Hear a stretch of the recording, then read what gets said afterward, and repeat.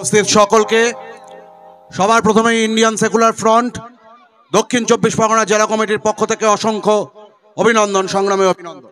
ইতিমধ্যে আমাদের এই সভাতে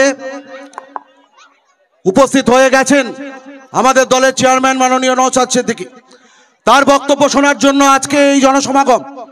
তাই এখানে আলাদা করে বেশি কিছু বলার জায়গা নেই, শুধু দুটো কথা আজকের এই জনসভায় আপনাদের সামনে আমরা রাখতে চাই। যে 1947 সালে আমাদের এই দেশ স্বাধীন হয়েছিল। 47 সালে দেশ স্বাধীন হওয়ার পর থেকে বিগত এত বছর ধরে আমাদের রাজ্যে এবং আমাদের দেশে যতগুলি সরকার নির্বাচিত হয়েছে, প্রত্যেকটি সরকার নির্বাচনের আগে তারা যে প্রতিশ্রুতি দেয়, যে কসম খায়, তার মধ্যে সবথেকে বেশি থাকে যে প্রত্যেকটা সরকারই নাকি তারা ক্ষমতায় এসে এই দেশের, এই রাজ্যের পিছিয়ে পড়া গরিব মেহনতি মানুষের জন্য তারা নাকি কাজ করবে। গত 75 বছরের বেশি সময় ধরে আমাদের রাজ্য পশ্চিমবঙ্গ থেকে শুরু করে এই ভারতবর্ষের প্রত্যেকটা কোনায় কোনায় প্রত্যেকটা রাজনৈতিক দলের নেতারা, সে যে কোনো রাজনৈতিক দল হতে পারে, তারা বলে গেছে যে আমাদেরকে ভোটে জিতিয়ে ক্ষমতায় আনো, আমরা তোমাদেরকে দুবেলা খাবারের ব্যবস্থা করব, আমরা তোমাদের বাড়ির ছেলে মেয়েদেরকে পড়াশোনার ব্যবস্থা করে দেব, আমরা তোমাদের বাড়ির ছেলে মেয়েদেরকে কাজের সুযোগ করে দেব, দেশের উন্নয়ন করব, রাজ্যের উন্নতি করব, হাসপাতাল তৈরি করব, স্কুল কলেজ তৈরি করব। সরকারি পরিষেবার এত রকমের প্রতিশ্রুতি গত 75 বছরের বেশি সময় ধরে যদি সত্যি কোনো সরকার করত, তাহলে বলুন তো আজকে আমাদের এই 140 কোটি দেশে আজকে 70% বেশি মানুষ, 80 কোটির বেশি মানুষ তারা এখনো হাত পেটা খেয়ে দিন গুজরান কেন করছে? এর জবাব আজকে সরকারকে দিতে হবে না? আজকে দিতে হবে প্রত্যেকটা সরকারকে। যে কটি রাজনৈতিক দলের সরকার এই রাজ্যে হোক বা এই কেন্দ্রে হোক, তাদেরকে আজকে জবাব দিতে হবে যে তোমরা এত এত প্রকল্প করে যাচ্ছ, তারপরে আমাদের দেশের এই গরিবি মিটছে না কেন? কেন এখনো আজকে আমাদের এই রাজ্য পশ্চিমবঙ্গ, এই ডায়মন্ড হারবারের ব্লকে ব্লকে, কোনায় কোনায়, গ্রামে গ্রামে, প্রত্যেকটা বাড়িতে এখনো কেন মানুষকে জন্মজুরির কাজ করে তাদের পেট ভরতে হচ্ছে?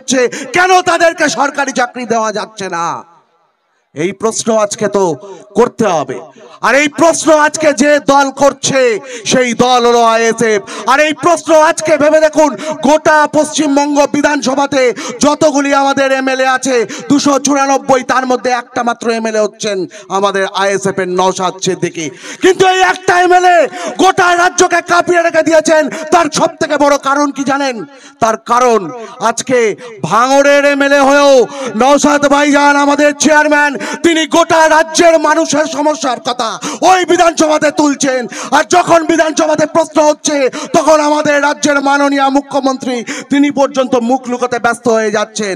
আজকে নওশাদ সিদ্দিকী বিধানসভায় দাঁড়িয়ে যখন প্রশ্ন করছেন যে কেন এই মুড়িগঙ্গার চর, এই চরের সমস্যা কেন মিটবে না, যখন প্রশ্ন করছেন যে বছরের পর বছর ধরে প্রতিশ্রুতির পরেও সুন্দরবনের নদী বাঁধের সমস্যা কেন মিটছে না, কেন উত্তরবঙ্গের জনজাতি মানুষদের সঙ্গে অবিচার করা হচ্ছে লাগাতার, তখন সেই প্রশ্নের উত্তর দেওয়ার মতো ক্ষমতা আমাদের রাজ্যের পিসিমণির ভাইপোদার নেই।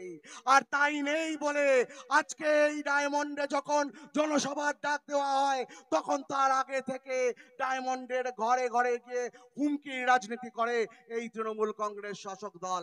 আমরা বিনীত স্বরে এই মাইকের মাধ্যমে যাদের কাছে আমাদের আওয়াজ পৌঁছচ্ছে তাদেরকে শুধু একটা কথা বলতে চাই যে আপনারা যে তৃণমূল কংগ্রেসের কর্মীদের কাছে আমাদের গলার আওয়াজ পৌঁছচ্ছে, তাদের কাছে আমরা অনুরোধ করতে চাই, আবেদন করতে চাই যে আপনারা যারা গ্রাউন্ডে দাঁড়িয়ে তৃণমূল কংগ্রেস করছেন, আপনারা ওই গাছ ফুলের ঝান্ডা নিয়ে আপনারা লাগাচ্ছেন, মাথায় ভেট্টি বেঁধে গরিব মানুষগুলো টাকা চুরি করছেন, তাদের বাড়িতে গিয়ে ভাঙচুর করছেন।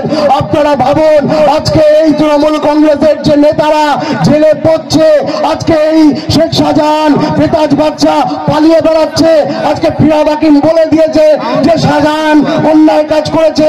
আজকে তৃণমূলের যে নেতারা দুর্নীতিগ্রস্ত, তাদের পাশে তৃণমূল দাঁড়াচ্ছে না। আপনারা ভাবছেন আপনাদের পাশে এলাকার আপনারা যারা গুন্ডামি করছেন, আপনাদের পাশে দল থাকবে? আপনাদের পাশে দল থাকবে না।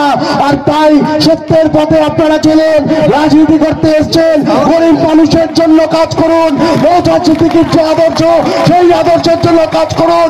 এবং এই অঞ্চল শুধু নয়, গোটা রাজ্যে আইএসএফ এর পতাকা তলে এসে এই রাজ্যের যে পিছিয়ে পড়া মেহনতি মানুষ, খেটে খাওয়া মানুষ, তাদের রাজনীতিকে আরো এগিয়ে নিয়ে যাওয়ার জন্য, তাদের সৎ সত্ত্বেও কাজ করার জন্য, এই বাংলাকে সোনার বাংলা তৈরি করার জন্য, এবং সর্বোপরি আগামী দিনে দেশের সংসদে এই রায়নার শুধু নয়, গোটা রাজ্যের পিছিয়ে পড়া মেহনতি মানুষের ভাষাকে পৌঁছে দেওয়ার জন্য, স্বরকে পৌঁছে দেওয়ার জন্য আইএসএফ এর যে রাজনীতি, নওশাদ সিদ্দিকীর যে রাজনীতি, আইএসএফ এর যে আদর্শ, সেই আদর্শকে নিয়ে এগিয়ে যাবেন, আমরা এগিয়ে যাব।